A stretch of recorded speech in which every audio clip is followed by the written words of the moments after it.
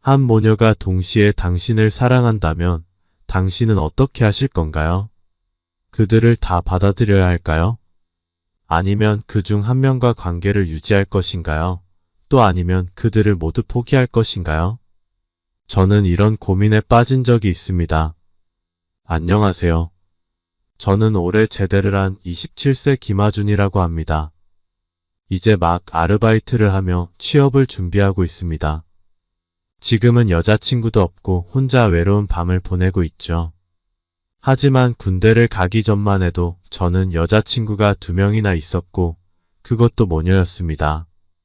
제가 미친 짓을 한 것은 아니고 어떻게 하다 보니 그렇게 되었습니다. 그럼 저의 사연을 한번 들려드리겠습니다. 저희 어머니께는 아주 친한 동생이 한 분 계셨는데 그분 성함은 이수경이었습니다. 이수경 이모는 어머니보다 무려 10살이나 어리지만 같은 공장에서 일을 하며 친하게 되었다고 합니다. 한때 저희 아버지는 회사 사정으로 한동안 지방에 내려가서 일을 하셔야 했습니다. 어머니는 2주에 한 번씩 주야 교대 근무를 해야 했는데 주간에는 제가 어린이집에 가서 괜찮았지만 야간에는 아버지가 없으면 저를 돌봐줄 사람이 없었습니다. 그래서 아버지는 어머니에게 일을 그만두라고 제안하셨지만 어머니는 집에 빚이 많아서 계속 일을 하고 싶어 하셨습니다.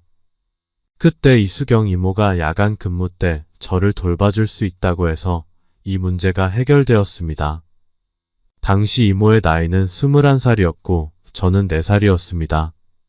아버지께서 지방으로 내려가시고 어머니가 야간 근무를 하시면서 이수경 이모는 밤마다 저희 집에서 머물며 저를 돌봐주셨습니다. 그 시절 저는 이모를 굉장히 좋아했습니다. 이모는 따뜻하고 다정하게 저를 대해주셨고 매일 밤 재밌는 이야기를 해주시며 저를 재워주셨습니다.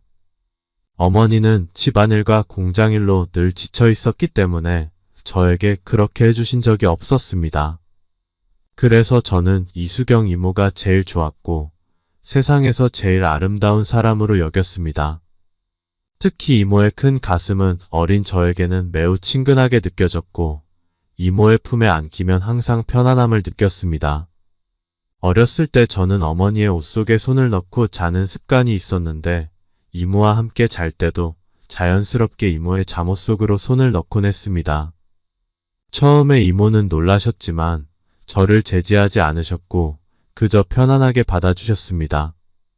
이모의 부드러운 감촉 덕분에 저는 깊이 잠들곤 했습니다. 이모는 저의 행동을 나무라지 않으셨고 오히려 저를 따뜻하게 감싸주셨습니다. 그리고 가장 기억에 남는 것은 어느 날 어머니께서 야간 근무를 나가시고 이모가 저를 돌봐주던 날이었어요. 그날 밤은 천둥과 번개가 번쩍이는 무서운 밤이었죠. 저는 무서워서 소리를 지르며 침대 밑으로 숨어서 떨고 있었는데 이모가 들어오셔서 저를 품에 꼭 안아주시며 다정하게 자장가를 불러주셨습니다. 덕분에 저는 금세 마음이 차분해졌습니다. 그때 이수경 이모의 따뜻한 품이 얼마나 편안했는지 아직도 잊을 수 없습니다. 그날 이후로 저는 이모를 더욱 따르게 되었고 어머니가 주간 근무를 하시고 밤에 저와 함께 있을 때도 이모랑 잘래 라고 떼를 쓸 정도로 이모를 찾곤 했습니다. 어머니께서 질투하실 정도였죠. 그렇게 6개월 동안 이모와 함께 지내다가 아버지가 다시 집으로 돌아오시면서 이모가 저를 돌보는 일은 끝나게 되었습니다. 얼마 후 이모가 결혼한다는 소식을 듣게 되었습니다. 저는 그때 결혼이 무엇인지 잘 몰랐지만 이모가 저를 떠나는 것 같은 느낌이 들어 많이 울었던 기억이 납니다. 부모님과 함께 이수경 이모의 결혼식에 참석했는데 그날 이모의 순백의 웨딩드레스와 아름다운 모습은 아직도 잊을 수 없습니다. 그녀의 청순하고 예쁜 얼굴, 그리고 남다른 몸매는 많은 하객들의 시선을 사로잡았고 모두가 그녀를 보며 예쁘다고 이야기했던 기억이 생생해요. 그 시기 저희 집은 임대 아파트에 살고 있었는데 이수경 이모도 결혼 후 저희 아파트로 이사를 오셨습니다. 덕분에 저는 엄마와 함께 자주 이모의 집에 놀러 갈 수 있었고 이모가 임신하고 배가 점점 커지는 모습도 지켜볼 수 있었습니다. 저는 신기해서 이모의 배에 귀를 대고 소리를 들어보려 한 적도 있었고, 출산이 가까워졌을 때는 이모의 배에서 뭔가 움직이는 것을 느끼고 깜짝 놀라기도 했습니다. 그 후 이모는 건강한 여자아이를 출산했는데 제 기억에는 그 아기가 정말 못생겼다고 생각했었어요. 이모가 병원에서 집으로 돌아왔을 때 어머니와 함께 이모의 집을 방문했는데 이모가 모유수유를 하는 모습을 보고 저도 먹고 싶다고 애원했죠. 이모는 그때 저를 살짝 밀치며 하준아, 이건 은영이 거야. 은영이가 먹고 남으면 너도 먹어봐라며 웃으셨습니다. 이수경 이모의 딸 이름이 박은영이었습니다. 당시 저의 생각은 단순했어요. 원래 그곳은 제 전용이었는데 아기가 그것을 빼앗아간 것 같은 느낌이 들었거든요. 그 후 저는 우리 집과 이모 집을 자주 오가며 즐겁게 지냈던 기억이 남아 있습니다. 이모는 농담으로 저와 은영이를 어릴 때부터 인연을 맺게 하자 며 장난을 치셨지만 저는 그때마다 차라리 이모와 결혼하고 싶다고 생각했어요. 왜냐하면 그 당시에는 은영이보다 이모가 훨씬 더 아름다워 보였거든요. 그리고 어머니도 동생을 임신하게 되었고 이후 어머니는 일을 그만두셨습니다. 하지만 아버지의 수입이 많이 늘어나면서 1년 후 우리는 더 좋은 환경의 아파트로 이사를 가게 되었죠. 그곳은 아버지의 직장과도 더 가까웠습니다. 아마 그때쯤 우리 집의 빚도 모두 청산한 것 같습니다. 이사를 한 후 이수경 이모와의 만남이 뜸해졌지만 몇 년 후 제가 초등학교에 다닐 때 이모가 이혼했다는 소식을 어머니에게 들었습니다. 이모는 남편의 술 문제와 가정폭력으로 인해 이혼을 결심했고 잠시 피신하여 우리 집에서 며칠 동안 머물렀습니다.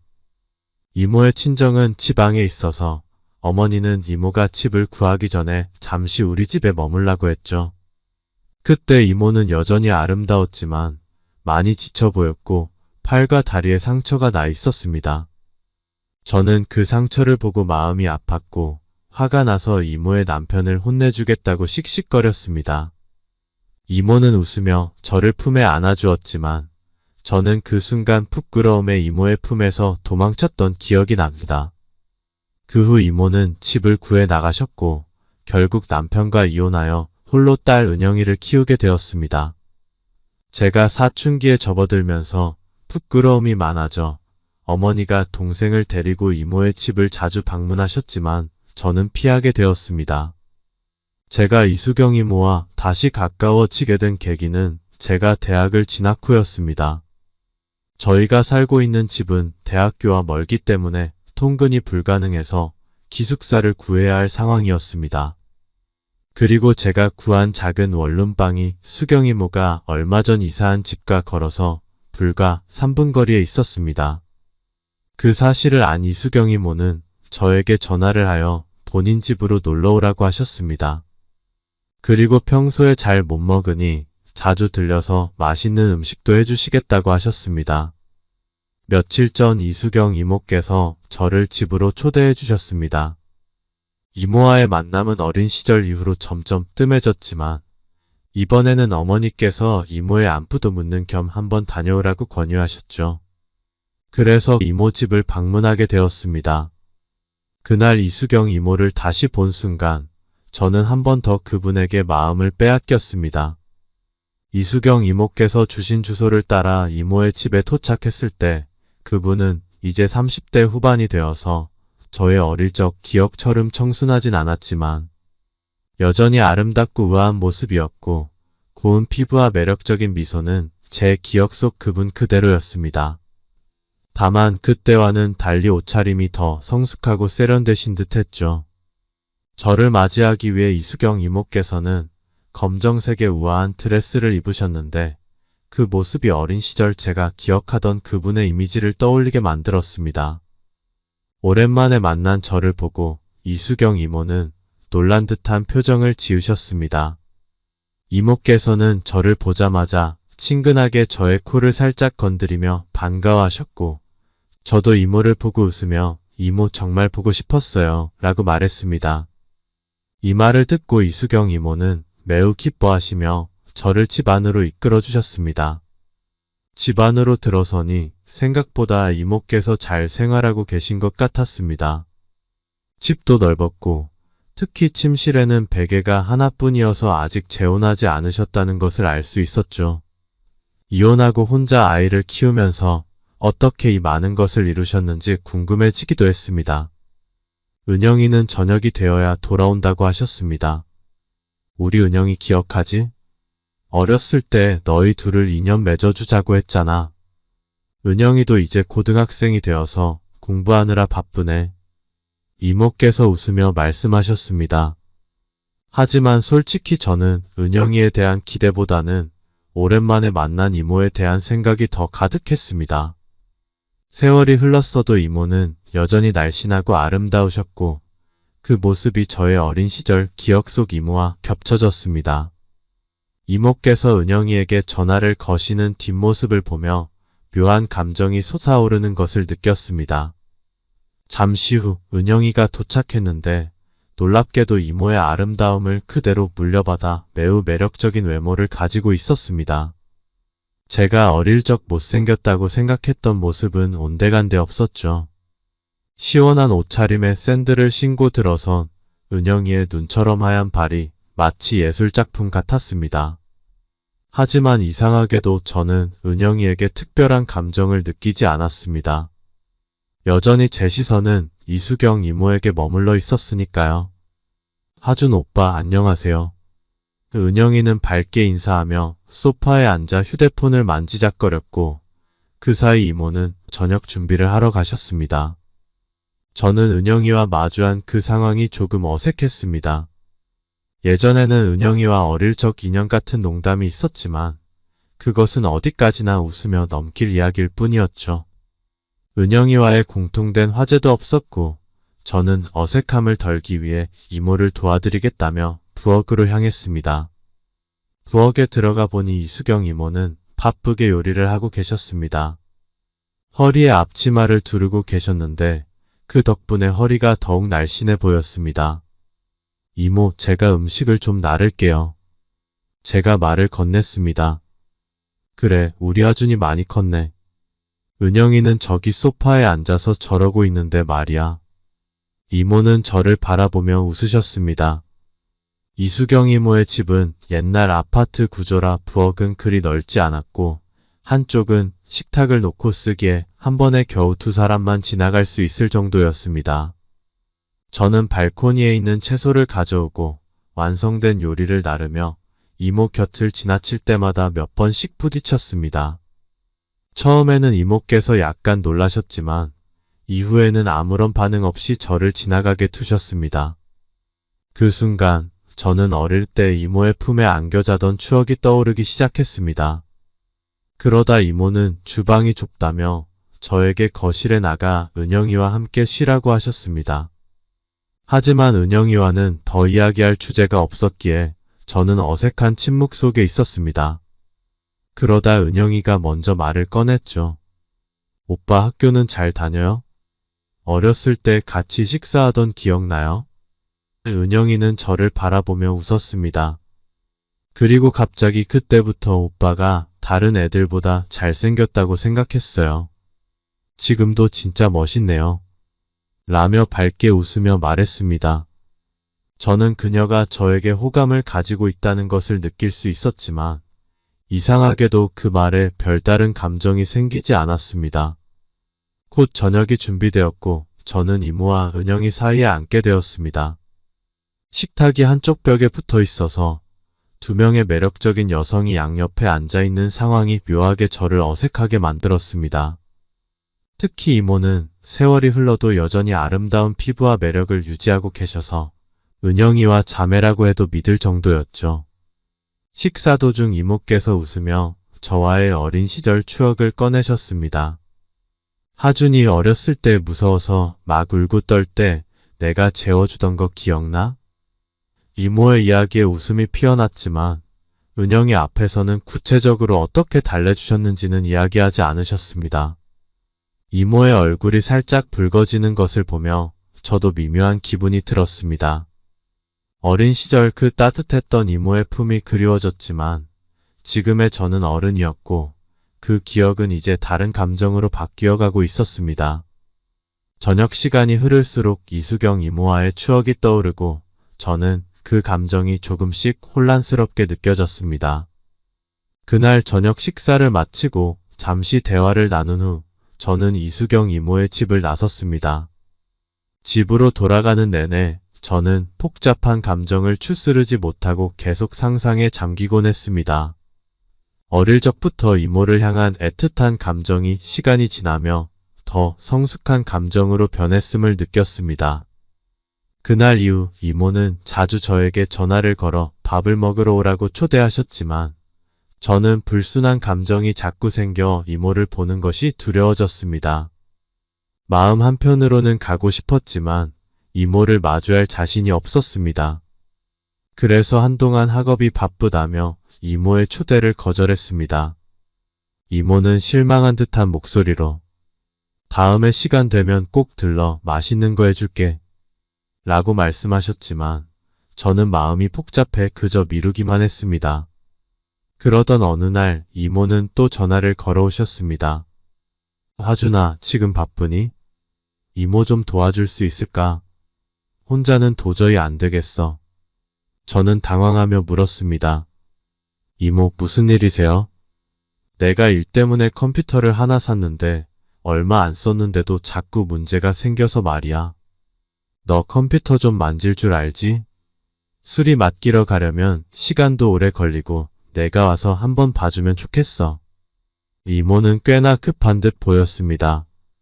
그때 마침 수업이 없던 터라 저는 이모의 부탁을 들어주기로 하고 이모의 집으로 향했습니다. 도착해서 초인종을 누르자 이모는 바로 문을 열고 반갑게 저를 맞이하며 손을 잡고 컴퓨터가 있는 방으로 안내하셨습니다. 그런데 그 순간 저는 깜짝 놀랐습니다. 이모는 끝나시 원피스 잠옷을 입고 있었는데 아내는 속옷을 입었지만 그녀의 불륜감 넘치는 상체가 그대로 드러났습니다. 더운 날씨 탓인지 땀이 배어 있었고 옷이 몸에 달라붙어 그녀의 매력적인 몸매가 더 도드라져 보였습니다. 저는 애써 감정을 억누르고 컴퓨터 앞에 앉았습니다. 이모는 제 뒤에 서서 제가 컴퓨터를 조작하는 모습을 지켜보고 있었는데 그녀가 상체를 숙이며 저에게 가까이 다가오자 어깨에 그녀의 가슴이 닿았습니다. 그 순간 저는 집중할 수 없었고 마음이 크게 흔들렸습니다. 겨우 정신을 다잡고 컴퓨터를 살펴보니 큰 문제는 아니었지만 컴퓨터를 잘 다루지 못하는 이모로서는 혼자 해결할 수 없는 문제였습니다.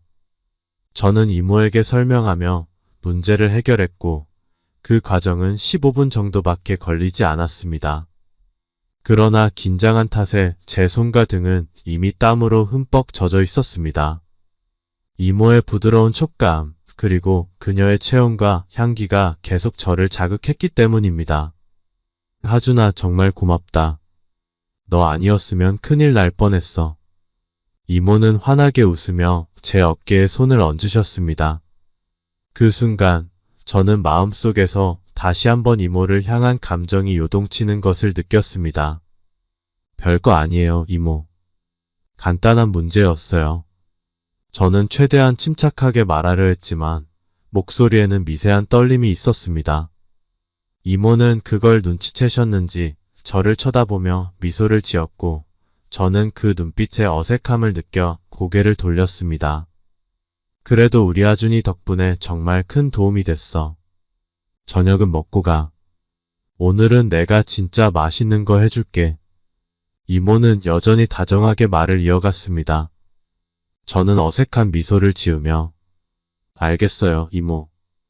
은영이는 언제 와요? 라고 둘러댔습니다. 솔직히 말하자면 은영이에 대한 기대보다는 그저 이 상황에서 벗어나고 싶은 마음이 컸습니다. 수경 이모의 유혹적인 모습이 자꾸 제 마음을 어지럽히고 있었기 때문입니다. 수경 이모는 은영이 오려면 한참 멀었어. 어휴, 너무 덥네. 이모는 좀 씻고 올게. 땀이 많이 나서 못 참겠어. 너는 거실에서 TV 보고 있어. 라고 말씀하시며 옷을 챙겨 욕실로 들어가셨습니다. 저는 그저 멍하니 앉아 있다가 욕실에서 흘러나오는 샤워기의 물소리에 시선이 자꾸 그쪽으로 향하였습니다. 욕실 문이 닫혀 있었지만 그 소리만으로도 제 마음은 혼란스러웠습니다. 거실 소파에 앉아 잠시 멍하게 있던 저는 정신을 차리며 수경 이모가 샤워를 마치기를 기다렸습니다. 얼마 지나지 않아 수경 이모는 민소매 원피스를 입고 머리에 수건을 두른 채 물기를 닦으면서 나왔습니다. 그 장면은 마치 영화의 한 장면처럼 아름다웠고 저는 숨이 멎는 것 같았습니다. 수경 이모는 여전히 매력적이었고 그 모습을 바라보면서 처음으로 그녀를 제 여자로 만들고 싶다는 욕망이 생기기 시작했습니다. 수경 이모가 수건으로 머리를 닦으며 저를 바라보자 저는 그녀의 눈을 피하지 못하고 넋을 잃은 듯 응시했습니다. 수경 이모는 약간 부끄러운 듯 웃으며 말했습니다. 하준아, 너도 씻을래? 아까 보니까 등에 땀이 많이 나더라. 저는 순간 당황해 시선을 피하면서 아니에요. 저 괜찮아요. 라고 대답했습니다. 하지만 수경 이모는 한 발 다가와 소파에 앉으며 저를 바라보았습니다. 그 순간 그녀의 얼굴이 가까워졌고 저는 마음속으로 더 큰 혼란을 느꼈습니다. 하준이 벌써 남자 다 됐네. 이모 어때? 아직 괜찮지? 어릴 때 너 많이 안아줬잖아. 기억나니? 수경 이모는 가슴을 살짝 제 팔에 밀착시키며 장난스러운 웃음을 지었습니다. 저는 얼굴이 빨개졌고 그런 농담에 어쩔 줄 몰랐습니다. 수경 이모의 장난스러운 말이 제 마음을 어지럽혔고 저는 마치 뭔가 마음이 따로 노는 듯한 기분이었습니다. 머릿속에서는 이 상황을 즐기고 싶다는 생각이 가득했지만 입으로는 이모 그만 놀려요. 라며 화난 척을 했습니다. 수경 이모는 그런 저를 보며 한참 웃더니 알았어. 하준이 부끄러워하는 거 봐. 그럼 이모는 저녁 준비할게. 너는 소파에서 좀 쉬어. 라고 말하며 주방으로 향했습니다. 저는 수경 이모의 매혹적인 뒤태를 보며 침을 삼키고 시선을 돌리려고 했지만 도저히 뗄 수가 없었습니다. 그녀의 걸음걸이, 몸의 곡선, 그리고 땀이 살짝 배어있는 모습을 보면서 온갖 상상이 머릿속을 스쳤습니다. 저는 이제 더 이상 어린아이가 아니었고 수경 이모를 보는 눈빛과 감정도 그때와는 완전히 달라졌습니다. 주방으로 향하는 수경 이모의 뒷모습을 보면서 제 마음속에서 일어나는 감정의 혼란은 점점 커져갔습니다. 수경 이모는 주방에서 분주하게 움직이며 여러 가지 요리를 하고 있었고 저는 마음을 가라앉히기 위해 TV를 켜고 시선을 다른 곳으로 돌리려 했습니다. 겨우 TV에 집중하고 있던 그때 문이 열리는 소리가 들리더니 은영이가 들어왔습니다. 은영이는 저를 보자 매우 기뻐하며 하준 오빠, 언제 왔어? 왜 온다고 말 안 했어? 라고 밝게 물었습니다. 저는 자연스럽게 이모가 컴퓨터 고장 났다고 해서 고쳐드리러 왔어. 라고 대답했습니다. 그때 주방에서 수경 이모의 목소리가 들려왔습니다. 은영이 왔니? 얼른 씻고 밥 먹을 준비해. 하준이도 손 씻고 와. 저와 은영이는 손을 씻고 주방으로 향했고 세 사람은 예전처럼 식탁에 둘러앉아 식사를 시작했습니다. 분위기는 평온했고 수경 이모는 제게 다정하게 말을 걸어주며 그날 고생한 저에게 감사의 마음을 전하셨습니다. 하준아, 오늘 고생했어. 내가 너 덕분에 큰일 날 뻔한 걸 해결했네. 수경 이모는 음식을 제게 건네주며 몸을 살짝 기울이셨습니다. 그 순간 수경 이모의 다리가 무심코 제 다리에 닿았고 저는 갑작스러운 접촉에 순간적으로 긴장했습니다. 어린 시절의 추억이 스쳐 지나가며 복잡한 감정이 떠올랐습니다. 그런데 수경 이모가 별다른 반응을 보이지 않아서 조금 안심할 수 있었습니다. 수경 이모는 그저 다정한 미소를 지으며 하준아, 무슨 생각해? 어서 먹어. 라고 말씀하셨습니다. 저는 그제야 정신을 차리고 수경 이모의 따뜻한 눈빛을 마주보며 식사를 이어갔습니다. 그런데 은영이도 수경 이모처럼 저에게 다정하게 말했습니다. 오빠 왜 안 먹어요? 혹시 입맛에 안 맞아요? 그녀는 수경 이모처럼 고기를 제 접시에 얹어주며 말을 걸었습니다.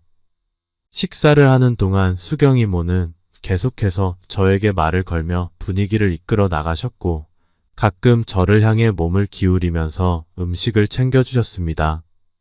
그럴 때마다 수경 이모의 다리나 손이 제 몸에 닿을 때면 저는 묘한 감정에 휩싸이곤 했습니다. 저는 긴장을 풀고 조금씩 여유를 찾으려 했지만 수경 이모의 무심한 행동들이 자꾸 떠올라 저를 당황하게 만들었습니다.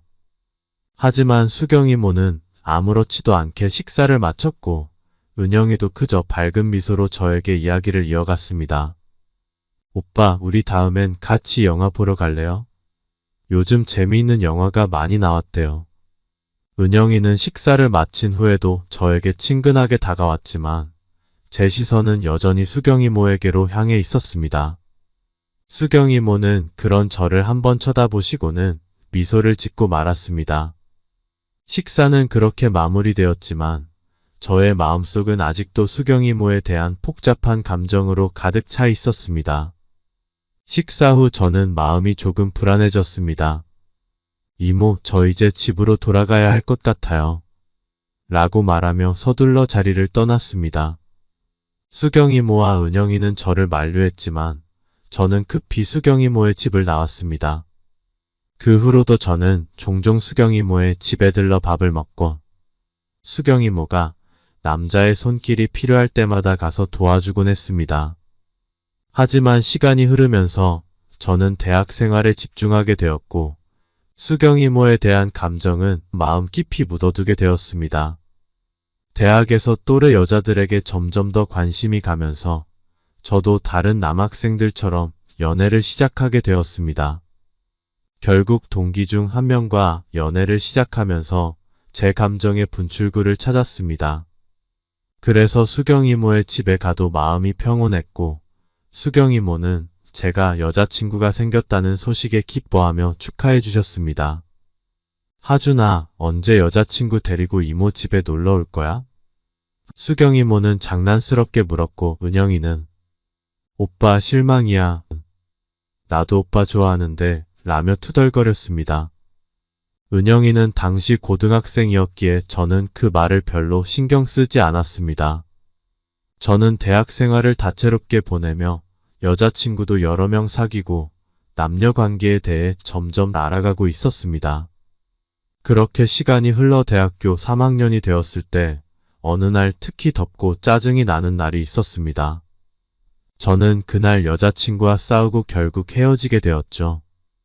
여자들이 무슨 일만 생기면 헤어지자는 말을 협박처럼 하는 것이 너무 싫었고 참다 결국 그럼 진짜 헤어지자 라고 소리치며 데이트 장소를 나왔습니다. 무더운 날씨에 씩씩대며 원룸으로 걸어가고 있는데 그때 수경 이모에게서 전화가 왔습니다. 다른 사람의 전화였으면 그냥 받지 않았겠지만 수경 이모는 항상 저에게 잘해주셨기 때문에 차마 무시할 수 없었습니다. 하준아, 요즘 잘 지내니? 수경 이모가 또 부탁 하나 해도 될까? 수경 이모의 목소리는 다정하고 따뜻했습니다. 저는 짜증을 가라앉히고 이모 말씀하세요. 저희 사이에 뭘 부탁까지 하시나요? 그냥 시키세요. 라고 대답했습니다. 어머, 우리 하준이 멋지게 말하네. 정말 남자답다. 그럼 하준아, 요즘 은영이가 고3인데 공부 때문에 머리가 너무 아프대. 내가 와서 좀 가르쳐주면 안 되겠니? 너도 좋은 대학 들어갔으니 피법 좀 은영이한테 알려줘라. 지금 성적으로는 좋은 대학 들어가기가 힘들 것 같아서 걱정이 돼. 수경 이모는 은영이의 학업을 걱정하고 계셨습니다. 마침 저는 수경 이모의 집 근처를 지나가고 있었기에 별 생각 없이 네 이모, 금방 갈게요. 라고 대답하고 수경 이모의 집으로 향했습니다. 그날 수경 이모의 집에 도착하자 수경 이모는 반갑게 저를 맞이했습니다. 은영이는 아직 학원에 있어서 늦게 온다고 했습니다. 수경 이모는 저를 보자마자 팔짱을 끼며 하준아, 너 잘 왔다. 이모랑 장 보러 가자. 집에 먹을 게 다 떨어졌어. 살 것 많은데 이모 혼자 들고 오기에는 너무 힘들어 라고 말했습니다. 저는 수경 이모의 말을 들으면서도 팔짱을 낀 수경 이모의 풍만한 가슴이 제 팔에 닿는 감각에 신경이 쓰였습니다. 평소 같으면 더운 날씨에 누가 그렇게 붙어 있으면 짜증이 났을 테지만 수경 이모였기에 오히려 그 감각이 좋았고 떨어지기 싫다는 생각까지 들었습니다. 그래서 저는 그저 머리만 끄덕이며 수경 이모의 말을 따랐습니다. 수경 이모와 함께 인근 마트로 걸어갔습니다. 마트에서 수경 이모는 계속 제 팔에 팔짱을 끼고 다니셨고 저도 그런 느낌이 싫지 않아서 태연한 척하며 따라다녔습니다. 사실 제 머릿속에는 온갖 생각이 들었지만 내색하지 않으려 애썼습니다. 이제는 여러 번 연애를 해봤기에 수경 이모가 단순히 저를 귀여운 조카로 보지 않고 남자로 보고 있다는 것을 느낄 수 있었습니다. 수경 이모는 분명 저에게 호감이 있었지만 아마도 우리 집안의 관계 때문에 그것을 행동으로 옮기지는 못하는 것처럼 보였습니다. 그날 수경 이모는 저와 함께였던 탓인지 평소보다 유독 많은 장을 보았습니다. 집 냉장고에 다 들어갈지 의심스러울 정도로 많은 양이었고 저는 양손에 무겁게 봉투를 들었고 수경 이모도 한 손에 가득 찬 봉투를 들었습니다. 집과 마트는 걸어서 3분 거리밖에 안 되었지만 그 짧은 거리를 걷는 동안 우리는 이미 땀에 흠뻑 젖었습니다. 집에 도착하자 수경 이모는 하준아, 오늘 날씨 정말 덥네. 이모가 먼저 씻고 올 테니 이따 너도 씻을래? 일단 먼저 소파로 가서 쉬어. 라고 말하며 샤워를 하러 가셨습니다. 저는 땀에 흠뻑 젖은 옷을 보고는 조금 부끄러워하며 네, 이따가 저도 좀 씻을게요. 라고 대답하고 소파로 향했습니다. 얼마 후 수경 이모는 시원한 잠옷을 입고 계셨고 저는 순간 부끄러워 고개를 돌렸습니다. 수경 이모는 머리를 수건으로 닦으며 제 곁으로 다가와 하준아, 너도 얼른 씻고 와 라고 하였습니다. 수경 이모의 시원한 샴푸 냄새가 코끝을 스쳤고 어린 시절 이모가 저를 씻겨주던 시간이 떠올랐습니다. 저는 황급히 일어나 욕실로 향했습니다. 옆에 더 있다가는 실수라도 할 것 같았습니다. 욕실에서 차가운 물을 틀며 그날의 감정을 진정시키려 했습니다. 욕실 안에는 수경 이모가 방금 벗어놓은 옷들이 빨래 바구니에 있었고 그중 검정색 레이스 속옷도 눈에 들어왔습니다. 그걸 보니 제 마음이 더욱 복잡해졌습니다. 약 10분 정도 샤워를 한 후 저는 물기를 대충 닦고 옷을 입으려 했지만 옷은 이미 땀에 젖어서 입을 수가 없었습니다. 저는 어쩔 수 없이 수건으로 몸을 닦고 수건으로 아래만 둘러매고 이모를 불렀지만 수경 이모는 대답을 하지 않았습니다. 욕실 문을 열고 거실을 쳐다보니 수경 이모는 거실에 없었고 돌아보니 안방의 문이 닫혀 있었습니다. 그래서 제가 불러도 대답이 없었나 보다 생각했죠. 저는 수경 이모의 방으로 향할 수밖에 없었고 안방 문을 노크하려고 손을 들었을 때 수경 이모의 방에서 희미한 소리가 들려왔습니다. 처음에는 수경 이모에게 반바지와 셔츠를 빌리러 가려 했지만 그 소리에 발걸음을 멈췄습니다. 그 소리가 너무 미묘해서 제 호기심을 자극했습니다. 조심스럽게 수경 이모의 방 문 손잡이를 돌렸는데 잠겨있지 않았습니다. 문을 살짝 열었는데 문틈 사이로 수경 이모가 침대에 누워있는 모습이 보였습니다. 수경 이모는 침대에 누워서 약간 지친 듯한 표정을 하고 계셨지만 그 모습에서 어딘가 만족스러운 기운이 느껴졌습니다. 수경 이모는 한 손은 자신의 몸 아래로 향하고 있었고 한 손은 위쪽에 두고 있었습니다. 수경 이모는 오랫동안 혼자 계셨던 분이었지만 여전히 자신의 삶을 즐기고 계셨던 것 같았습니다. 하지만 저는 제가 욕실에서 샤워를 하고 있을 때 이렇게 하는 것을 이해하기 힘들었지만 그 모습이 저를 더욱 자극하고 있었습니다. 저는 숨을 죽이고 지켜보려 했지만 갑자기 저도 모르게 작은 소리가 나와 버렸습니다. 수경 이모는 그 소리에 깜짝 놀라며 저를 바라보았습니다. 수경 이모의 얼굴은 갑작스러운 상황에 살짝 붉어졌고 저는 당황스러워 어찌할 바를 몰랐습니다. 하준아, 벌써 다 씻었니? 언제부터 거기 있었어? 수경 이모는 약간 당황한 듯 물으셨고 저는 어색하게 웃으며 이모, 저 그냥 옷을 빌리러. 옷이 너무 땀에 젖어서 입을 수가 없어요. 라고 대답했습니다. 이모는 잠시 저를 바라보더니 미소를 지으며 그래? 들어와, 내가 옷을 찾아줄게. 일단 들어와. 라고 말했습니다. 그 순간 저는 이모의 방에 들어가는 게 적절치 않다는 생각을 했지만 이모의 눈빛과 미소의 발걸음을 멈출 수 없었습니다. 수경 이모는 한참을 찾더니 제가 입을 수 있는지 제 몸에 대어 보셨습니다. 그러던 중 수건만 둘러매고 있는 제 건장한 체형을 보고 놀란 듯한 눈빛으로 저를 바라보더니 이내 약간 미소를 띠며 말했습니다. 하준이가 벌써 이렇게 컸구나. 그런데 수건만 두른 모습을 보니 어릴 때 생각난다. 이모가 어릴 때처럼 재워줄까?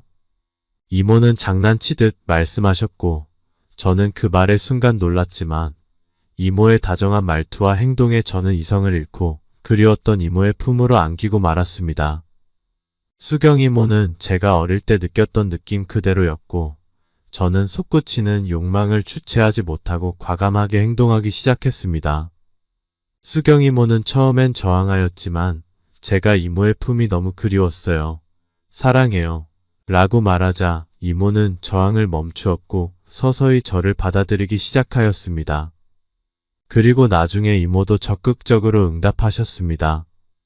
우리는 은영이가 집에 돌아오기 전까지 땀을 흘리며 뜨거운 시간을 보냈습니다. 이모 사랑해요. 저는 어릴 적부터 이모를 좋아했어요. 그래서 여자친구도 이모 같은 여자를 찾고 싶어 했는데 그게 쉽지 않네요. 저는 그녀의 품에 안겨 그녀의 따뜻하고 풍만한 느낌을 느끼며 말했습니다. 수경 이모는 저의 머리를 쓰다듬으며 하준아, 우리 이 관계 절대 비밀로 해야 돼. 너희 엄마나 은영이가 알면 큰일 난다. 나도 미쳤지. 너랑 이렇게 하면 안 되는 건데 어느 순간부터 널 보면 남자처럼 느껴져서 그만. 수경 이모의 말에 저는 끄덕이며 그녀에게 진한 키스를 하였습니다. 그리고 우리는 서둘러 다시 씻고 저는 그녀의 비교적 중성적인 옷을 빌려 입었고 저의 옷은 세탁기에 돌렸습니다. 은영이가 집에 돌아왔을 때 저는 소파에서 TV를 보고 있었고 수경 이모는 요리를 하고 있었습니다. 은영이는 저의 모습을 보고 놀란 듯하였고 제가 해명을 하자 웃기다며 웃음을 참지 못하고 계속 웃었습니다. 그날 밤 저는 처음으로 수경 이모의 집에서 자게 되었습니다. 일단 저녁을 먹고 은영이의 공부를 가르쳐야 했고 이 옷으로는 도저히 밖에 나갈 자신이 없어서 난처해 할 때 수경 이모가 자고 가라고 하셨고 은영이도 그 옷으로 나가는 건 아니라고 말렸습니다. 그 후 저는 여러 차례 은영이에게 알리지 않고 수경 이모의 집을 방문했습니다.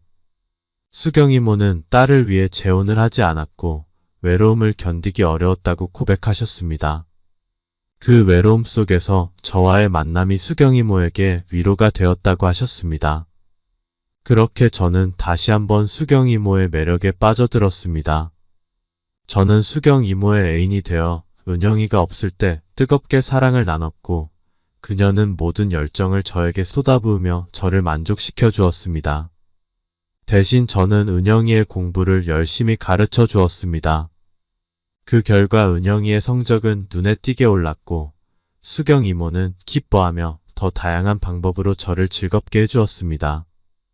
우리의 관계는 은영이가 수경 이모의 바람대로 좋은 대학에 합격하고 입학한 후까지 이어졌습니다.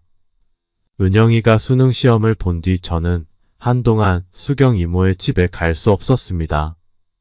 은영이가 매일 집에 있었기 때문이죠. 또한 은영이가 저를 좋아하는 듯한 느낌을 받았고 수경 이모도 그걸 눈치챈 듯 했습니다. 하준아, 은영이가 너를 좋아하는 것 같아. 예전에는 이모가 농담으로 너랑 은영이를 결혼시키겠다고 말하곤 했는데 지금 우리 사이가 이렇게 된 상황에서 어떻게 해야 할지 모르겠어. 은영이에게 너를 만나지 말라고 할 수도 없고. 수경 이모는 걱정스러운 얼굴로 저에게 말했습니다.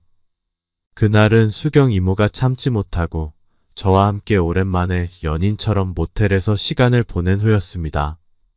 우리는 서로에게 점점 더 깊은 감정을 느꼈지만 은영이가 눈치챌까 두려웠습니다. 서로에 대한 감정이 깊어질수록 은영이와의 관계는 더욱 복잡해졌고 어떻게 해야 할지 고민이 깊어졌습니다. 그리고 우리의 걱정이 현실이 되고 말았습니다.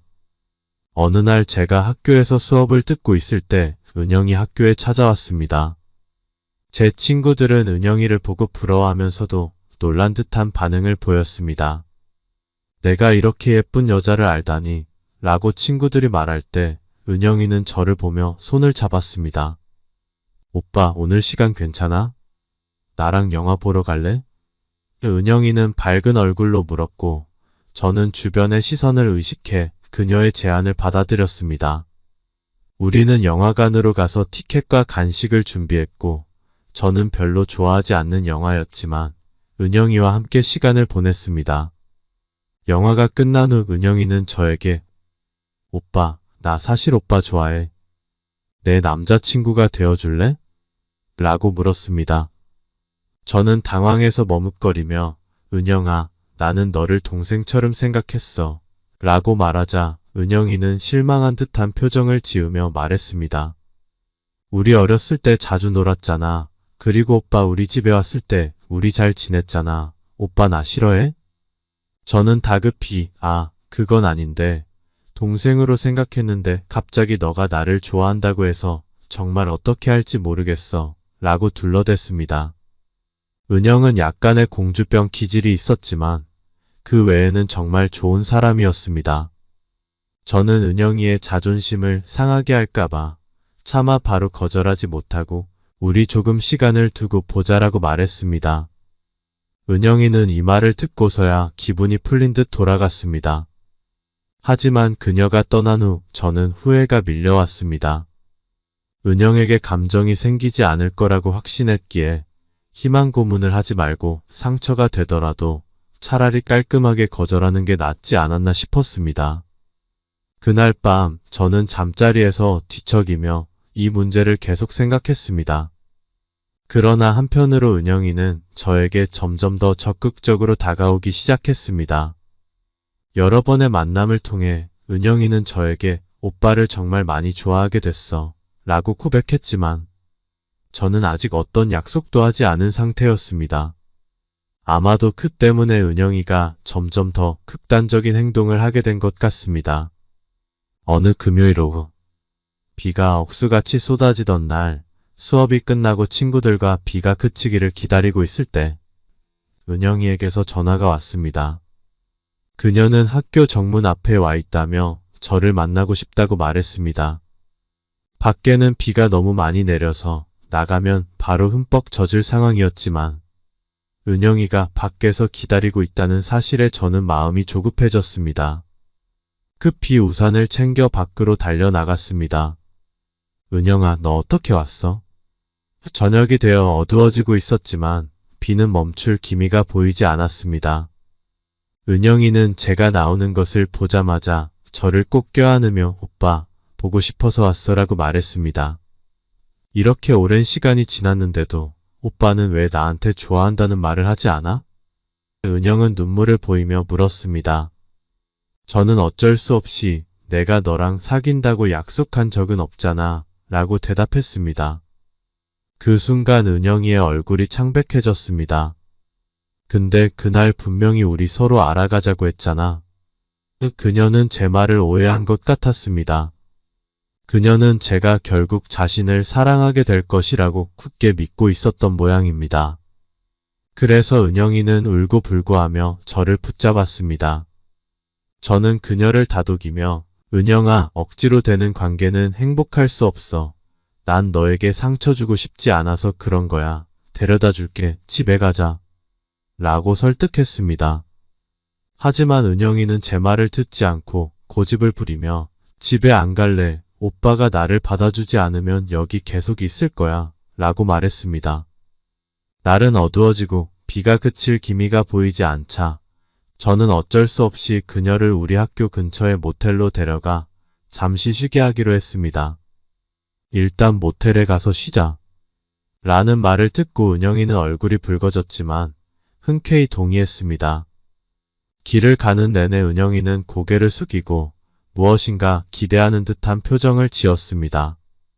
모텔에 도착해 저는 방 하나를 예약했습니다.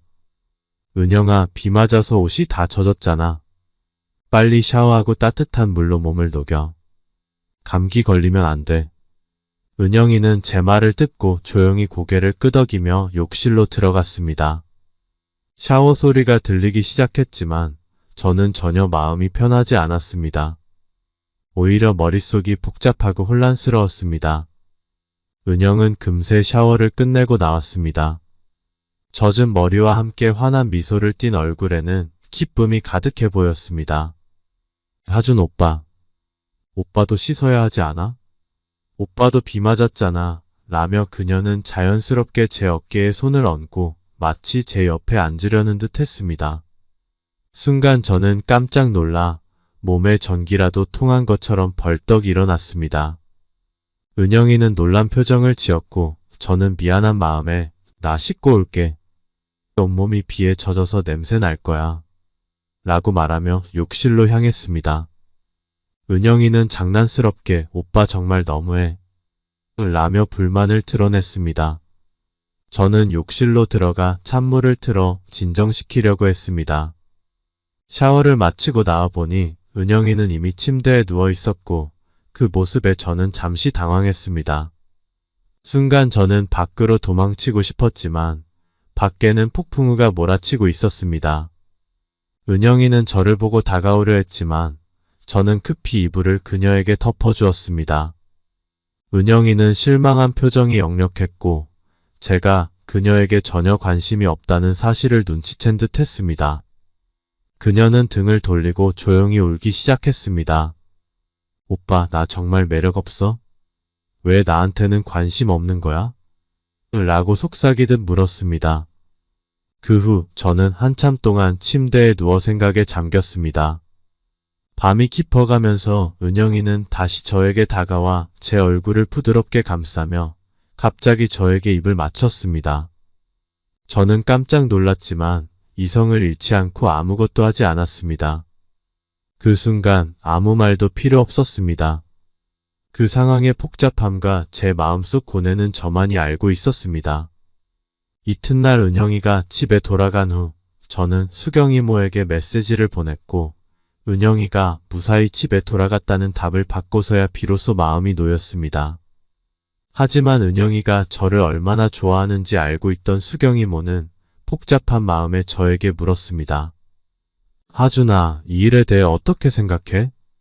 나는 내 딸이 상처받는 걸 원하지 않아. 수경 이모는 이 문제에 대해 깊이 고민하고 있었고 저는 그 말에 잠시 멍해졌습니다. 결국 저는 은영이를 멀리하기로 했습니다. 대학을 졸업할 때까지 저는 은영이와 다시 만나지 않았고 그 사이에 은영이도 저에 대한 마음을 정리했을 거라고 생각했습니다.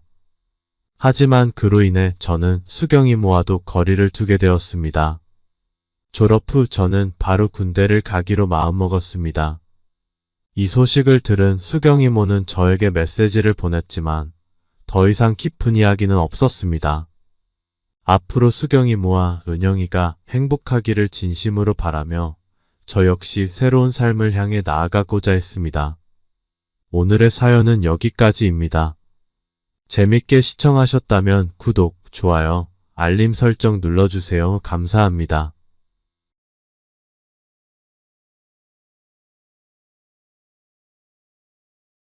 외모가 청순한 대학생이 제 집을 빌린 후 연속 반달이 넘도록 밖으로 나가지 않아 궁금증이 생겼습니다.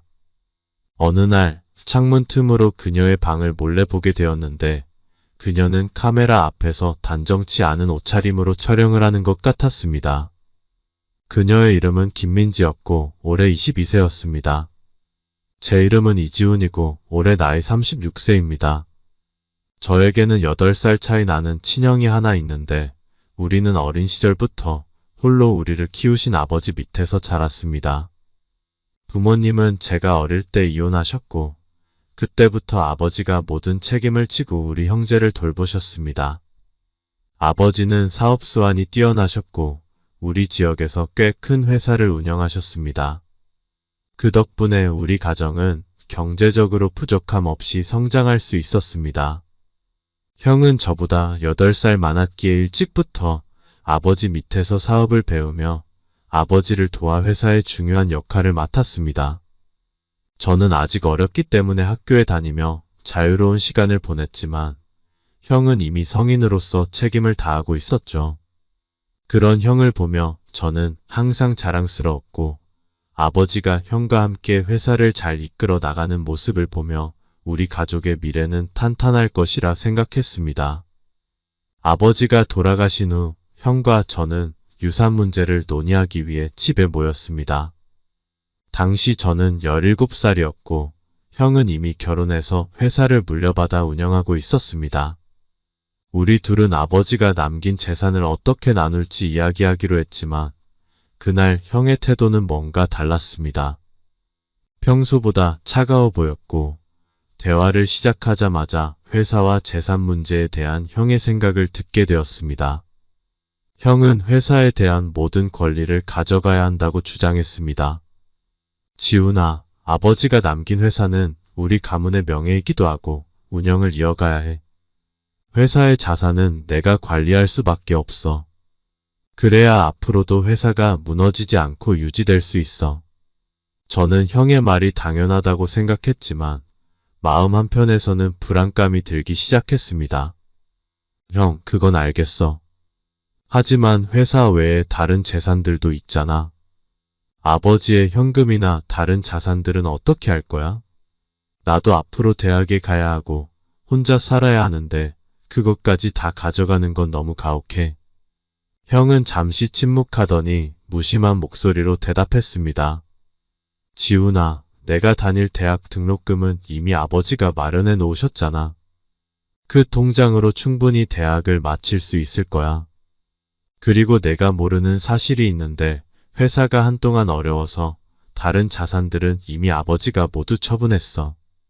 현금도 모두 쓰고 없어. 내가 통장을 한번 확인해봐. 저는 그 말을 듣고 속에서 무언가 끓어오르는 것을 느꼈습니다. 형이 회사를 전적으로 맡아서 운영하는 건 이해해. 하지만 내가 재산을 하나도 받지 못한다는 건 말이 안 되잖아. 형은 이미 결혼도 했고 아버지에게 아파트까지 받았잖아. 나는 아무것도 없는데 그저 대학 등록금만 받고 끝난다는 게 말이 돼? 형은 곧바로 시선을 피하며 대답했습니다. 지훈아, 내가 이해해줬으면 좋겠어. 회사 상황이 정말 좋지 않아. 아버지가 갑자기 돌아가시면서 회사 경영이 더 악화됐어. 너도 알다시피 아버지가 평생을 바쳐 어렵게 세운 회사잖아. 너도 이 회사가 무너지는 걸 바라진 않겠지? 내가 회사를 잘 운영해서 다시 일으켜 세울 테니까 너는 일단 대학을 마치고 나중에 우리 함께 회사에서 일하자. 그때까지만 해도 저는 형의 말을 믿을 수밖에 없었습니다. 아버지가 갑작스럽게 세상을 떠나신 상황에서 형이 회사를 유지하려고 노력하고 있다고 생각했습니다. 하지만 시간이 지나면서 저는 형이 회사 자산뿐만 아니라 아버지가 남긴 현금 자산과 투자 자산들까지 몰래 빼돌렸다는 사실을 알게 되었습니다. 형은 제가 대학에 다니는 동안 조용히 처리했으며 그 과정에서 어떤 것도 제게 알려주지 않았습니다. 이 사실을 알게 되었을 때는 이미 시간이 너무 많이 지나 있었습니다. 그동안 형은 재산을 철저히 숨기거나 자신 명의로 전환해버렸기 때문에 명확한 증거를 찾을 수 없었고 법적으로 재산을 다시 찾을 방법도 없었습니다. 아무리 형을 원망하고 분노해도 이제는 돌이킬 수 없는 상황이 되어버렸습니다. 형의 배신과 재산을 모두 잃은 상황에서 저는 그저 좌절할 수밖에 없었습니다. 이 사실을 알게 되었을 때 저는 큰 충격을 받았습니다. 형이 저를 속이고 아버지의 유산을 몰래 빼돌렸다는 생각에 분노와 실망이 밀려왔습니다. 형과의 신뢰는 완전히 무너졌고 그 이후로 우리는 더 이상 연락하지 않게 되었습니다. 형과의 관계는 회복 불가능한 상태가 되었고 각자 다른 길을 걷게 되었습니다. 저는 그때부터 홀로 생활을 시작했습니다. 대학에 진학할 때는 아버지가 미리 만들어 두신 통장에서 등록금을 사용할 수 있었기에 겨우 학업을 이어나갈 수 있었습니다. 하지만 형과 저는 이 재산 문제로 인해 사이가 나빠졌고 이후로는 거의 연락을 하지 않고 지내왔습니다. 대학 시절 내내 저는 아버지와 형이 없는 상황에서 홀로 모든 것을 해결해야 했습니다. 집은 있지만 경제적으로 넉넉하지 않았기에 아르바이트를 하며 생활비를 충당해야 했습니다. 그 과정에서 저 스스로의 성장을 이루었지만 마음 한구석에는 형에 대한 서운함이 남아 있었습니다. 가족인데 재산 때문에 사이가 틀어진 것이 안타까웠습니다. 대학을 졸업하고 나서도 형과의 관계는 회복되지 않았습니다. 형은 자신의 가정과 회사를 지키느라 바빴고 저와의 관계를 회복하려는 노력은 거의 보이지 않았습니다. 반면 저는 경제적으로 어렵지만 독립적으로 스스로의 길을 찾아가며 새로운 도전을 시작하게 되었습니다. 다행히 어릴 적부터 아버지가 부동산 투자하는 모습을 가까이에서 지켜보았고 그 영향으로 대학 시절부터 부동산에 대해 관심을 갖게 되었습니다. 비록 당시에 돈은 없었지만 아버지의 방식과 접근법을 배우며 부동산 투자에 대해 꾸준히 공부했습니다. 입지에 대한 분석과 시장 조사를 하며 현장을 직접 방문하는 임장 경험도 쌓았고 점차 부동산을 보는 눈을 키워갔습니다. 대학 졸업 후 직장에 취업하면서 월급을 차곡차곡 모아 본격적으로 부동산 투자에 뛰어들었습니다. 처음에는 소액으로 가능한 작은 규모의 부동산에 투자하며 실력을 키워 나갔습니다. 그 과정에서 저는 위험을 최소화하면서 안정적인 수익을 낼 수 있는 방법을 모색했습니다. 제가 살던 단독주택은 대지 면적이 넓고 주변에 대학이 있는 좋은 입지였습니다. 저는 이 점을 활용하기로 했습니다. 과감하게 집을 담보로 대출을 받고 단독주택을 허물어 그 자리에 6층짜리 다세대 주택을 새로 건설했습니다. 작은 원룸과 투룸으로 구성된 30개의 호실을 만들었고 이 호실들은 인근 대학의 학생들과 교직원들에게 임대하기에 이상적인 환경이었습니다. 이 투자로 저는 매월 안정적인 임대 수입을 얻게 되었습니다. 처음에는 불안한 마음도 있었지만 시간이 지나면서 점차 확신을 가지게 되었고 이 투자로 경제적인 자립을 이루게 되었습니다. 부동산 투자를 통해 저는 독립적인 경제 기반을 마련할 수 있었고 더 나아가 추가적인 투자 기회들을 모색하며 성공적인 길을 걷게 되었습니다. 이러한 성공을 통해 저는 형과의 관계에서 느꼈던 상실감과 좌절감을 딛고 제 스스로의 힘으로 새로운 삶을 개척할 수 있었습니다. 대학 시절부터 저는 돈에 대한 갈망과 부동산에 대한 열정으로 개인적인 감정 문제를 해결할 여유가 없었습니다. 그래서인지 36살이 된 지금까지도 여자를 만나본 적이 없었죠. 저의 다세대 주택에는 여학생 같은 여성 세입자들이 절반 정도 살고 있었지만 저는 여자를 만나면 늘 긴장하고 말을 더듬는 습관이 있어서 연애는커녕 친근하게 대화하는 것조차 어려웠습니다. 그래서 여태까지 모태솔로로 지내왔던 것이죠. 그러나 민지가 이 건물에 들어오면서 저의 평화로운 일상이 조금씩 흔들리기 시작했습니다. 그 사건은 2달 전으로 거슬러 올라갑니다. 어느 날 오후 저는 친구들과 온라인 게임을 하고 있었습니다. 몇 년 전 직장을 그만두고 부동산 투자와 임대 사업을 하면서 경제적 자유를 얻은 후 혼자 있을 때는 주로 온라인 게임을 하며 시간을 보내는 게 저의 유일한 취미였습니다. 그날도 여느 때처럼 게임에 집중하고 있던 중 갑자기 초인종이 울렸습니다. 누구지? 하고 생각하며 문으로 향했는데 누군가 문을 두드리며 안녕하세요. 이 건물 주인 계신가요? 라고 묻는 소리가 들려왔습니다. 저는 살짝 긴장된 마음으로 문을 열었습니다. 그리고 제 앞에는 한 명의 젊은 여자가 서 있었습니다. 그녀는 긴 머리를 깔끔하게 묶고 있었고 깔끔하면서도 단정한 모습이었습니다. 그녀의 상냥한 미소가 순간 제 마음을 조금 편안하게 만들어 주었습니다. 그녀는 차분한 목소리로 말했습니다.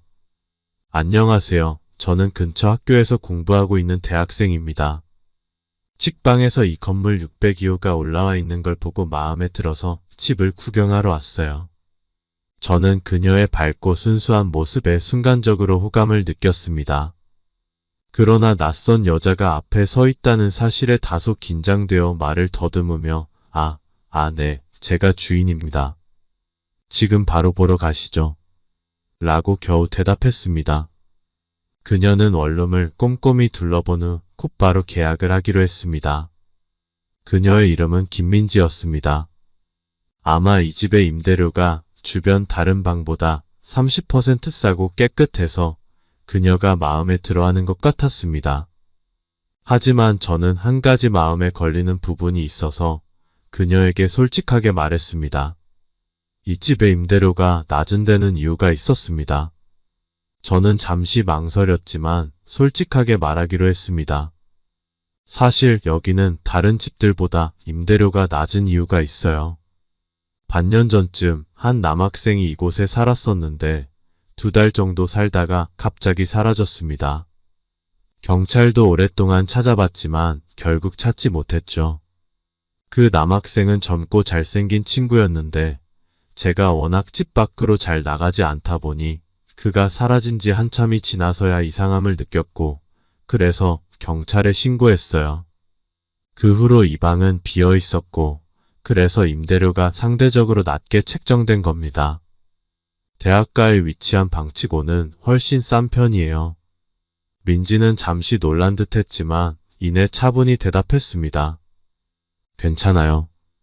다른 곳은 너무 비싸서 이곳이 제게 딱 맞아요. 학생이라 경제적으로 여유가 없거든요. 저는 민지의 결정을 듣고 그녀와 계약하러 방 안으로 안내했습니다. 그럼 들어오세요.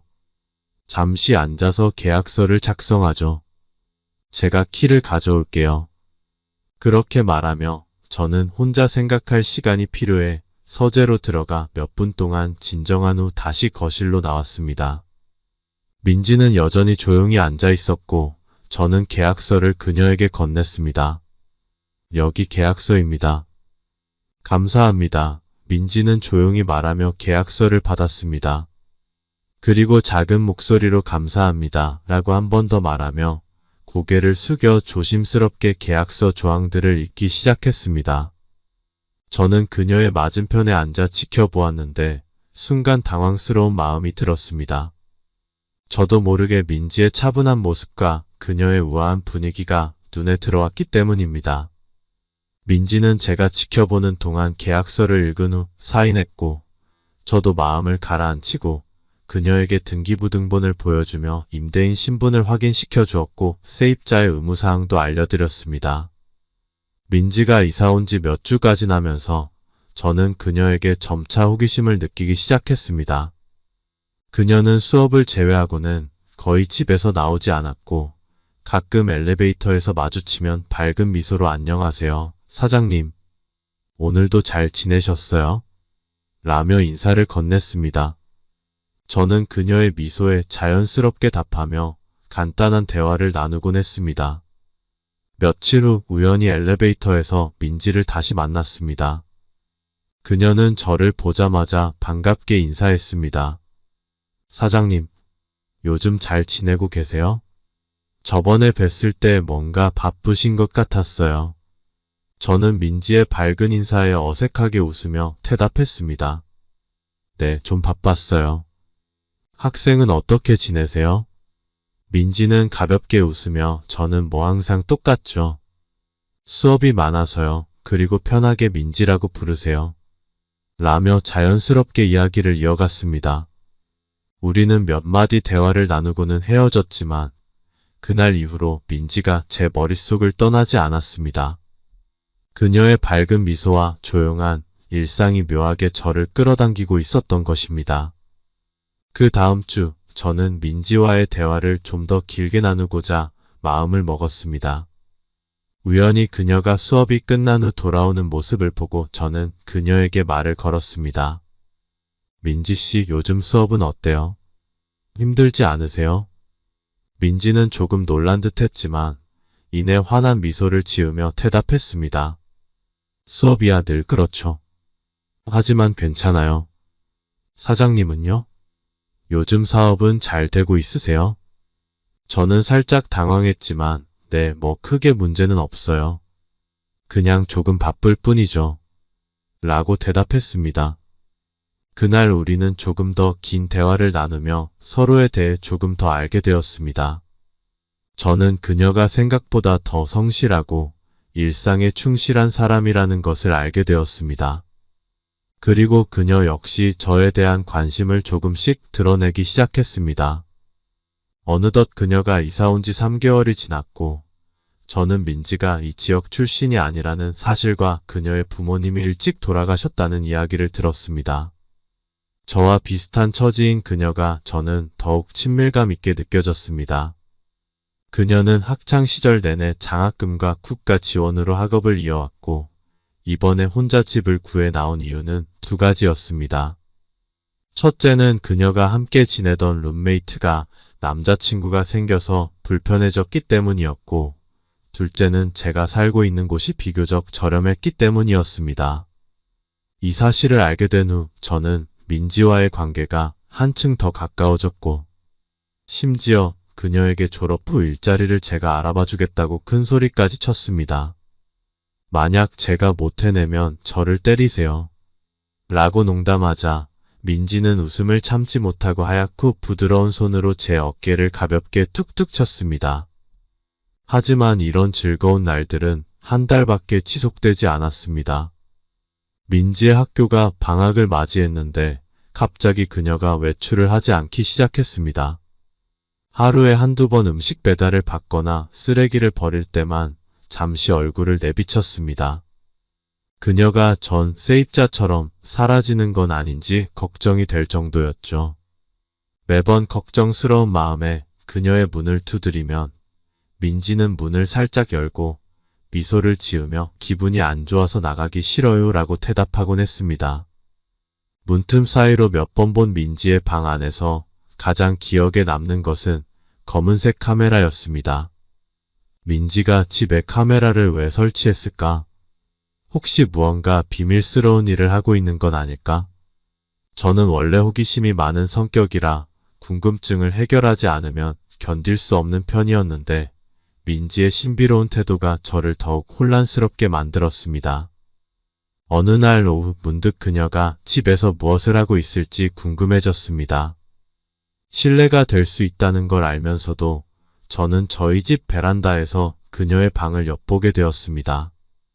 601호인 제 집은 베란다가 있었고 602호는 베란다가 없었기 때문에 구조상 저는 쉽게 창문을 통해 그녀의 방을 볼 수 있었습니다. 건물 앞에 공원이 있어 대부분의 입주자들이 커튼을 치지 않고도 사생활이 방해받지 않았고 민지 역시 커튼을 치지 않은 상태였죠. 저는 그녀가 조용히 공부하고 있을 것이라 예상했습니다. 민지는 항상 장학금을 받는 모범 학생이라고 자신을 소개했기 때문에 당연히 학업에 열중하고 있을 것이라고 생각했습니다. 그러나 창문을 통해 보게 된 광경은 제 상상과는 완전히 달랐습니다. 방 안에 켜진 보랏빛 조명 아래 민지는 얇고 짧은 드레스를 입고 있었습니다. 그녀는 카메라 앞에서 촬영하고 있었고 그 모습은 제가 평소에 알던 모습과 전혀 달랐습니다.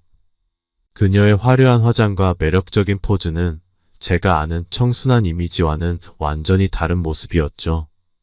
그녀는 카메라를 보며 남성 팬들과 소통하고 춤을 추며 감사 인사를 전하고 있었습니다. 그녀의 목소리는 유혹적이었고 몸은 리듬에 맞춰 부드럽게 흔들었습니다. 저는 그 모습을 보고 충격을 받았습니다. 도저히 그 상황을 믿을 수 없었고 어찌할 바를 몰라 당황했습니다. 그녀의 모습은 제가 알던 민지와 너무 달랐기 때문에 혼란스러웠습니다. 그러나 당장 눈을 돌리기도 어려워 머뭇거리던 찰나 민지가 갑자기 창문 쪽을 바라보는 듯 했습니다. 저는 그 순간 깜짝 놀라 재빨리 몸을 숨겼습니다. 다행히 그녀는 저를 발견하지 못한 것 같았고 저는 조심스럽게 방으로 돌아갔습니다. 그날 밤 저는 온통 민지 생각뿐이었습니다. 그녀의 두 가지 다른 모습이 머릿속에서 교차하면서 어디까지가 진실인지 혼란스러웠습니다. 그녀의 순수한 모습과 매혹적인 모습을 번갈아 떠올리며 그 사이에서 갈팡질팡했죠. 며칠 후 민지의 방송 소음 때문에 아래층 이웃이 불만을 제기했을 때에도 저는 그저 민지를 투둔하며 별다른 조치를 취하지 않았습니다. 그러나 한번 시작된 몰래 훔쳐보는 행동은 멈출 수 없었습니다. 저는 낮에는 의도적으로 민지를 피했지만 밤이 되면 다시 베란다에서 그녀를 몰래 훔쳐보며 스스로 죄책감에 시달렸습니다. 이런 상황이 보름 넘게 지속되자 저는 결국 이 행동이 잘못되었음을 깨닫고 멈추기로 결심했습니다. 다른 사람의 사생활을 간섭하는 것은 제가 할 일이 아니었고 더 이상 비도덕적인 행동을 이어갈 수 없었습니다. 그날 밤 저는 평소처럼 베란다로 나가지 않고 마음을 가라앉히며 친구들과 온라인 게임을 하기로 했습니다. 그러나 아무리 노력해도 마음이 진정되지 않았습니다. 게임에 집중할 수 없었고 머릿속은 여전히 혼란스러웠습니다. 그러던 중 갑자기 문 밖에서 누군가 노크하는 소리가 들렸습니다. 잠깐만. 저는 게임 중이던 친구들에게 잠시만 기다리라고 말한 뒤 문 쪽으로 향했습니다. 문을 열자 심장이 빠르게 뛰기 시작했습니다. 방에서 방송을 하고 있어야 할 민지가 제 앞에 서 있었기 때문입니다. 예상치 못한 방문에 저는 당황했지만 곧 그녀를 맞이했습니다. 사장님, 오늘 시간 괜찮으세요? 민지는 가볍게 미소를 지으며 물었습니다. 아, 네, 괜찮아요. 무슨 일이세요? 저는 평소보다 약간 긴장된 목소리로 대답했습니다. 사실 요즘 마음에 걸리는 게 하나 있어서요. 그녀는 살짝 주저하는 듯한 말투로 말을 이어갔습니다. 무슨 일이죠? 말해도 돼요. 제가 도와줄 수 있는 일인가요? 저는 그녀의 말에 귀를 기울였습니다. 사장님, 혹시 요즘 저를 신경 쓰고 계신 건가요? 그녀는 갑자기 눈을 똑바로 마주치며 물었습니다. 그 순간 저는 마음이 철렁 내려앉았습니다.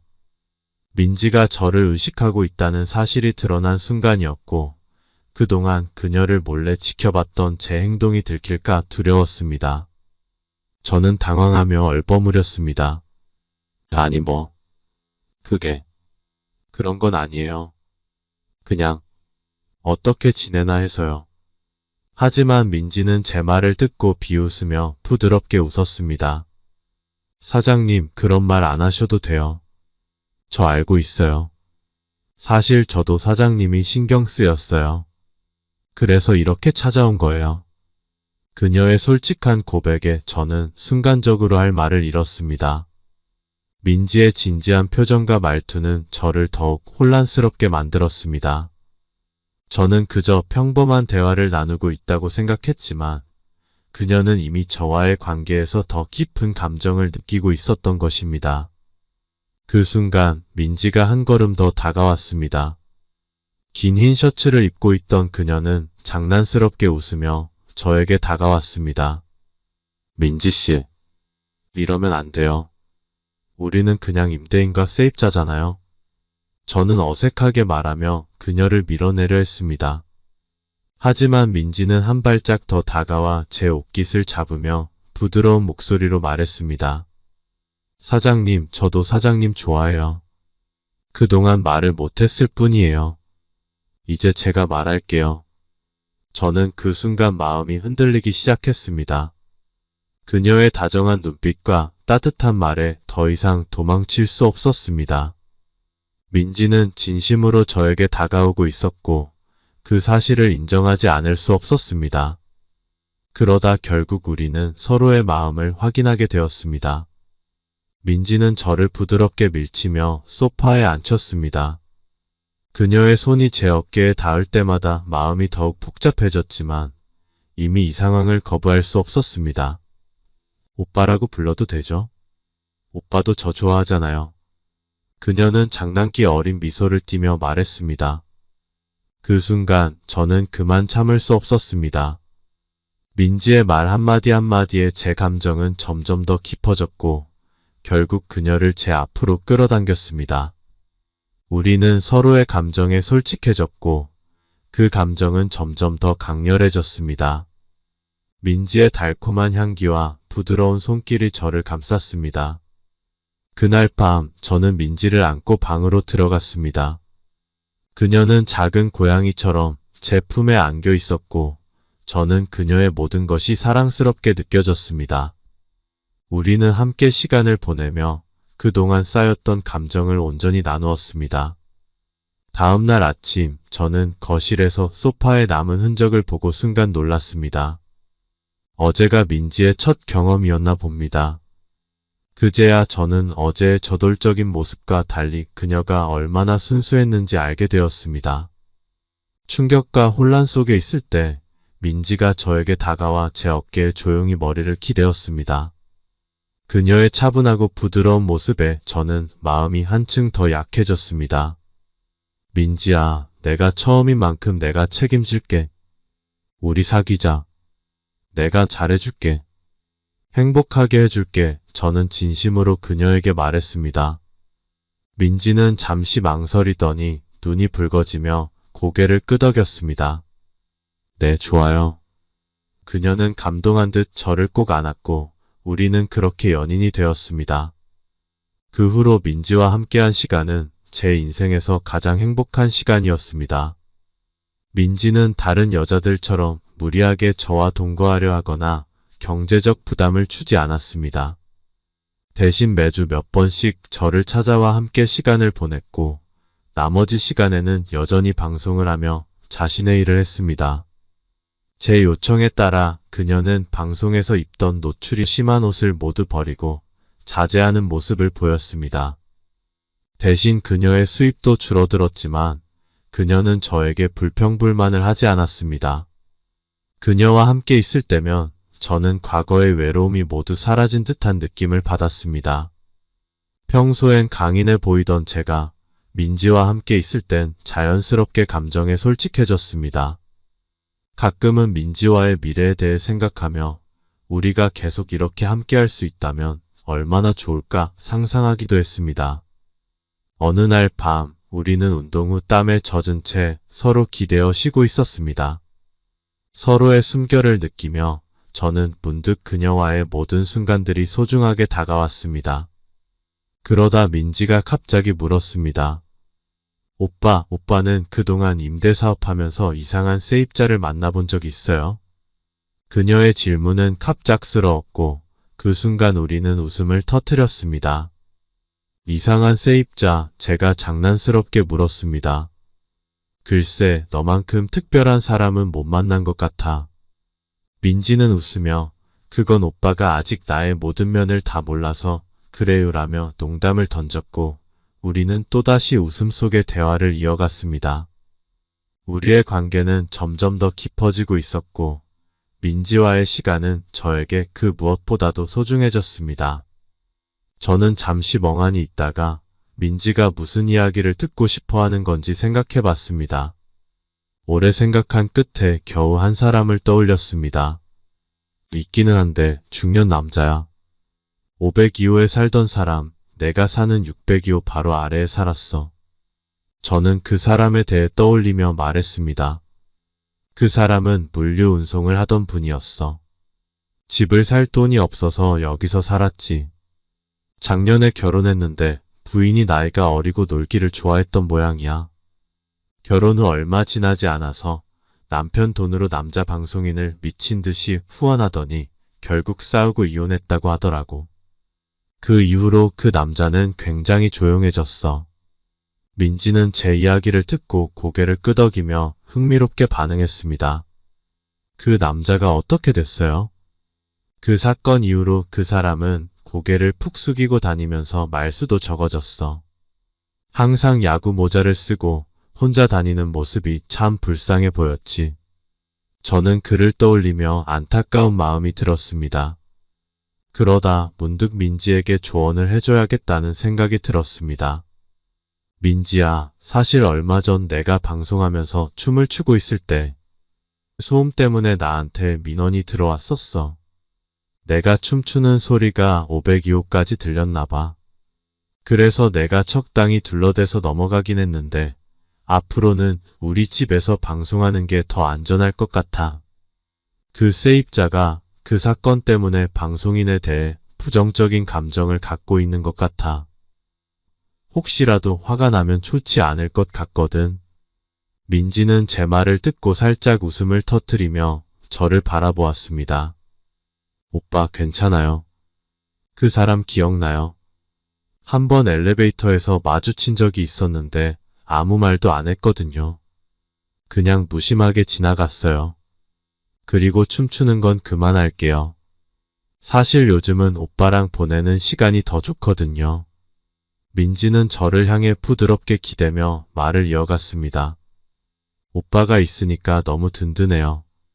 며칠 후 우리는 함께 저녁을 먹으러 나가기로 했습니다. 민지가 먼저 제안한 것이었죠. 오빠, 오늘은 밖에서 저녁 먹을까요? 요즘 집에서만 있으니까 답답해요. 저는 흔쾌히 동의했습니다. 그래, 오랜만에 나가서 맛있는 거 먹자. 우리는 함께 근처 식당으로 향했습니다. 식당에서 우리는 평소처럼 웃고 대화를 나누며 즐거운 시간을 보냈습니다. 식사를 마치고 집으로 돌아가는 길, 민지는 저에게 슬며시 물었습니다. 오빠는 나랑 있으면 어떤 기분이에요? 그 질문에 저는 잠시 생각하다가 솔직하게 대답했습니다. 민지야, 너랑 있으면 마음이 편해져. 내가 밝고 항상 웃어줘서 나도 행복해지는 것 같아. 가끔은 내가 너무 밝아서 나 같은 사람이 내 곁에 있어도 괜찮은 건지 걱정이 되기도 하지만 너와 함께 있을 때가 참 좋아. 민지는 제 말을 듣고 미소를 지으며 고개를 끄덕였습니다. 오빠, 나도 그래요. 오빠랑 있으면 항상 마음이 편해요. 그래서 오빠한테 더 솔직해지고 싶었어요. 그날 저녁 집에 도착한 우리는 소파에 나란히 앉아 대화를 나눴습니다. 민지는 웃으며 오빠, 이제 나의 모든 면을 알게 되면 어떻게 할 거예요? 라고 장난스럽게 물었습니다. 저는 민지의 농담에 웃으며 대답했습니다. 그때는 그냥 내가 더 좋아질 거야.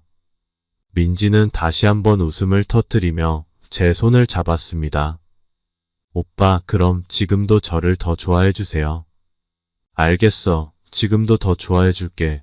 민지와 즐겁게 이야기를 하면서도 502호가 신경이 쓰였습니다.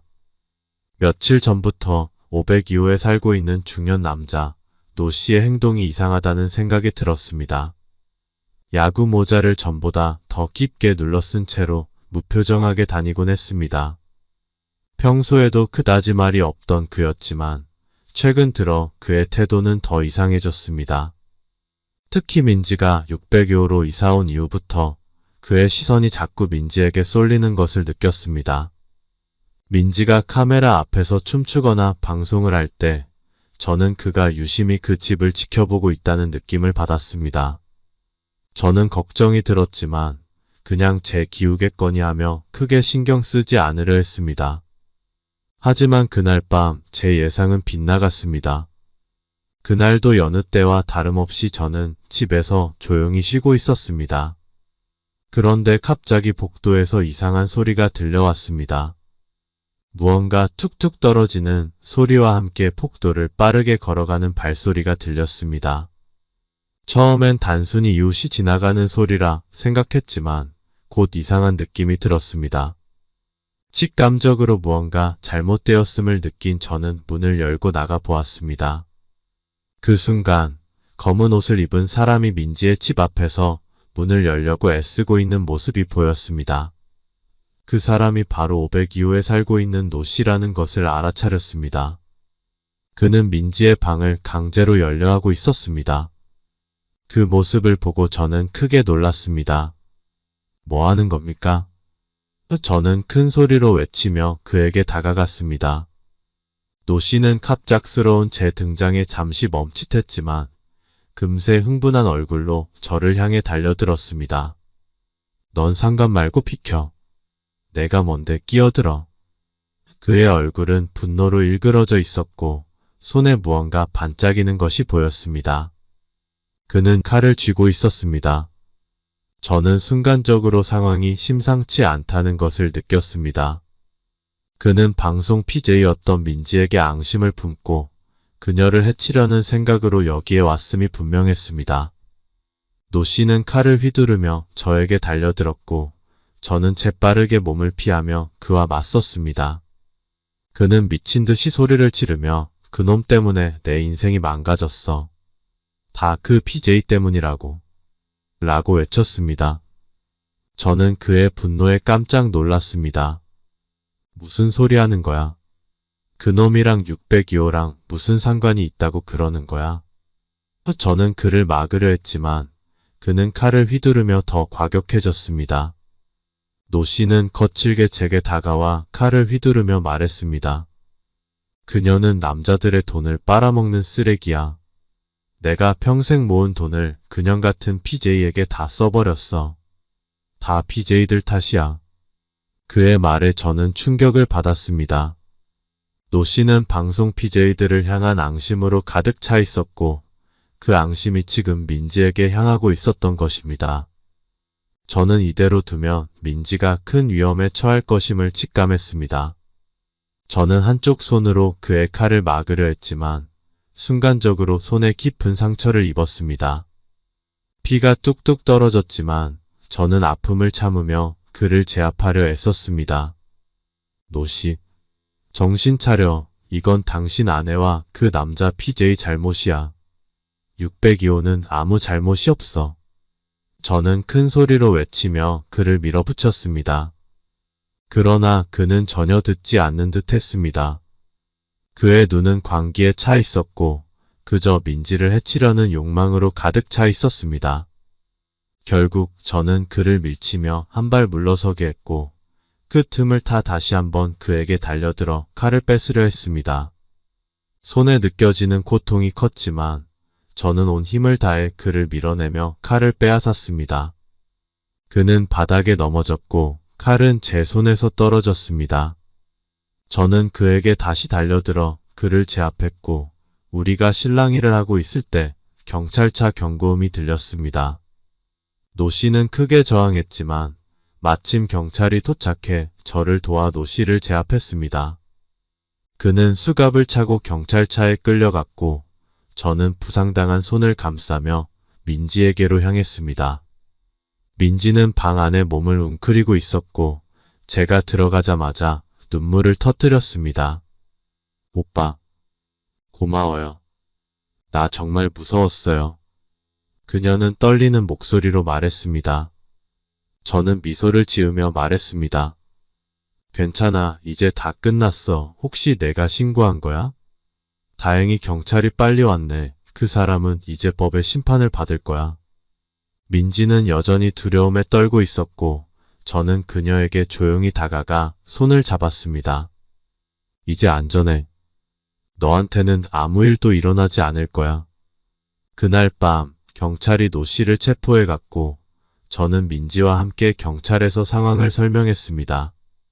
부상을 입은 제 손은 경찰의 도움으로 응급처치를 받았지만 생각보다 심각해서 응급실로 향하였고 8바늘이나 꿰맸습니다. 민지는 저의 부상한 모습을 보며 다시 눈물을 흘렸습니다. 그 후 우리는 다시 경찰서로 가서 조사를 받았습니다. 경찰서에서 모든 조사가 끝난 후 우리는 집으로 돌아왔습니다. 민지는 여전히 혼란스럽고 두려워 보였지만 저는 그녀가 이제 안전하다는 것을 다시 한번 말해주며 안심시켰습니다. 민지야, 너 정말 많이 놀랐을 거야. 하지만 이제 걱정하지 마. 경찰이 그 사람을 데려갔으니 다시는 너를 괴롭힐 수 없을 거야. 민지는 떨리는 목소리로 대답했습니다. 오빠, 정말 고마워요. 오빠가 아니었다면 어떻게 됐을지 모르겠어요. 저는 부드럽게 그녀를 안심시키며 말했습니다. 내가 있잖아.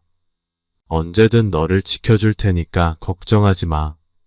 우리는 그날 밤 나란히 침대에 누워서 속삭였고 서로의 존재가 얼마나 소중한지 다시금 느꼈습니다. 민지는 점점 더 저에게 의지하게 되었고 저는 그녀를 지켜줘야 한다는 생각이 강해졌습니다. 며칠 후 민지는 저에게 오빠 이제 방송을 그만두려고 해요 라고 말했습니다. 저는 놀라서 그녀를 바라봤습니다. 왜 갑자기 그런 결정을 하게 됐어? 저는 민지가 좋아하던 일을 포기하려는 이유가 궁금했습니다. 민지는 잠시 망설이다가 대답했습니다. 이번 일을 겪으면서 깨달았어요. 제가 좋아서 시작한 일이지만 이제는 더 이상 이 일을 하는 게 행복하지 않아요. 그리고 오빠가 항상 걱정해 주는 걸 보면서 저도 더 안전하고 평범한 삶을 살고 싶다는 생각이 들었어요. 저는 그녀의 결정을 존중하기로 했습니다. 그래, 내 생각이 그렇다면 그렇게 해. 내가 행복하고 안전한 삶을 사는 게 우선이야. 내가 항상 응원할게. 민지는 미소를 지으며 고개를 끄덕였습니다. 오빠가 있어서 다행이에요. 이제는 혼자서도 잘 지낼 수 있을 것 같아요. 그 이후로 민지는 더 이상 방송을 하지 않았습니다. 대신 그녀는 새로운 알바를 찾아 나섰고 저는 그녀가 원하는 대로 지원해주기로 마음먹었습니다. 민지가 대학을 졸업하기 전 그녀는 학비와 생활비로 인해 경제적으로 매우 힘든 상황에 있었습니다. 그녀는 저에게 솔직하게 오빠, 이제 방송도 그만뒀으니까 빨리 돈을 벌 수 있는 일이 필요해 라고 말했습니다. 저는 민지를 위해 돈이 될 만한 일자리를 찾아보았고 마침 한 유망한 스타트업에서 비서로 일할 사람을 구한다는 소식을 듣게 되었습니다. 그 회사는 급여가 괜찮고 성장 가능성도 높았기에 민지에게 적합한 자리라고 생각했습니다. 민지야, 여기 한번 봐. 내가 아는 스타트업인데 비서 자리를 구하고 있어. 너한테 딱 맞을 것 같아. 급여도 괜찮고 빠르게 돈을 모을 수 있을 거야. 민지는 서류를 받아들고는 환하게 웃으며 말했습니다. 정말? 오빠 덕분에 좋은 기회를 잡을 수 있을 것 같아. 고마워. 그 후 민지는 그 스타트업에 합격하게 되었고 일도 금방 익숙해졌습니다. 그녀는 돈을 벌기 위해 열심히 일했지만 여전히 꿈을 잃지 않았습니다. 동시에 그녀는 대학 졸업도 무사히 마쳤고 이를 병행하며 자신의 미래를 준비해 나갔습니다. 민지가 대학을 졸업한 날 저는 그녀를 위해 특별한 저녁 식사를 준비했습니다. 그동안 그녀가 얼마나 힘들게 학업과 일을 병행했는지 잘 알고 있었기에 졸업을 축하하고 싶었습니다. 저녁 식사 후 저는 잠시 머뭇거리며 그녀에게 중요한 이야기를 꺼냈습니다. 민지야, 오늘은 내가 졸업한 날이기도 하지만 나한테도 중요한 날이야. 민지는 궁금한 표정으로 저를 바라보며 물었습니다. 무슨 일인데 그래요? 저는 숨을 깊게 들이마시고 주머니에서 작은 반지 상자를 꺼내며 말했습니다. 민지야, 내가 졸업하고 이제 새로운 인생을 시작하려는 이 시점에서 나도 너와 평생 함께하고 싶다는 결심을 했어. 나랑 결혼해 줄래? 민지는 순간 말을 잃었고 눈물이 고였습니다. 그러더니 밝은 미소를 지으며 말했습니다. 오빠 정말 고마워요. 나도 오빠랑 평생 함께하고 싶어요. 그렇게 우리는 서로의 사랑을 확인하며 결혼을 약속했습니다. 그녀는 힘든 시절을 함께 이겨낸 저에게 깊은 신뢰와 애정을 느꼈고 저는 그런 그녀와 함께할 미래를 기쁘게 받아들였습니다. 졸업 후 민지는 본격적으로 직장 생활을 이어갔고 우리는 결혼 준비를 시작했습니다. 서로가 꿈꾸던 미래를 함께 만들어가며 우리는 더 나은 삶을 향해 나아갔습니다. 오늘의 사연은 여기까지입니다. 구독, 좋아요, 알림 설정 부탁드립니다. 감사합니다.